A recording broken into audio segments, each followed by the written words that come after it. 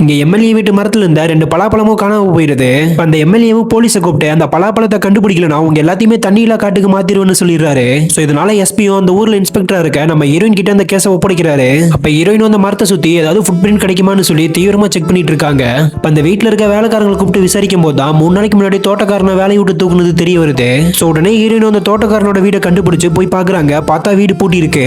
அந்த எஸ்பியுமே ஹீரோயினை கூப்பிட்டு ஹீரோயின் கிட்ட அந்த பலாப்பழத்தோட போட்டோவை கொடுக்குறாரு. சோ இப்ப இவங்களுமே அந்த பலாப்பழத்தோட போட்டோவை ஜெராக்ஸ் எடுத்து எல்லா பக்கமும் ஒட்டுறாங்க. ஆனா அதுக்குள்ள அந்த எம்எல்ஏ இந்த 2 நாள்ல பலாப்பழத்தை கண்டுபிடிக்கலனா ஒரு பெரிய போராட்டம் பண்ணுவேன்னு சொல்லி டிவில பேட்டி கொடுக்குறாரு. இப்ப ஹீரோயினுமே இதை நினைச்சு சோகமா ஸ்டேஷனுக்கு வர அங்க ஒருத்தர் தான் பொண்ணை காணோம்னு சொல்லி கம்ப்ளைண்ட் கொடுக்கறதுக்காக வராரு. அவர்கிட்ட நீ எங்க வேலை செய்யணும்னு கேட்கவும் நான் இதுக்கு முன்னாடி எம்எல்ஏ வீட்டுல தோட்டக்காரன வேலை செஞ்சேன்னு சொல்றாரு. இப்ப ஹீரோயின் அந்த தோட்டக்காரனை உள்ள பிடிச்சு போட்டு பலாப்பழத்தை எதுக்காக திருடுன்னு கேட்கறா. அதுக்கு அவனுமே ஹீரோயின் கிட்ட நான் பலாப்பழத்துல எதுவும் திருடல, என் பொண்ணை கண்டுபிடிச்சு கொடுங்க போதுன்னு சொல்றான். ஆனா அந்த எஸ்பி ஹீரோயினுக்கு கால் பண்ணி அவன் மேல கேஸ போட்டு உள்ளத்துல சொல்றாரு.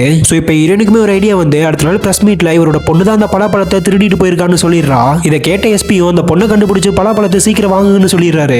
சோ இப்ப ஹீரோயினுமே அந்த பொண்ணை பத்தி ஊர் ஃபுல்லா விசாரிச்சுட்டு இருக்கும்போது அங்க இருக்க ஒருத்தன் அந்த பொண்ணு கண்ணாடிக்காரங்களோட க்ளோஸா பேசிட்டு இருந்ததை பத்தி சொல்றான். இப்ப ஹீரோயினுமே அந்த கண்ணாடி கடைக்கு போய் அவங்க நம்பரை வாங்கி அவங்க லொகேஷனை ட்ராக் பண்ணிடுறா. இப்ப இந்த பக்கம் பார்த்தா அவங்க 3 பேரும் அந்த பொண்ணை ஒரு இடத்துல விற்கிறதுக்காக கூட்டிட்டு வந்திருப்பாங்க. சோ இப்ப ஹீரோயினுமே அந்த இடத்தை கண்டுபிடிச்சு அவங்களை அரெஸ்ட் பண்ணி அந்த பொண்ணையுமே காப்பாத்திடுறா.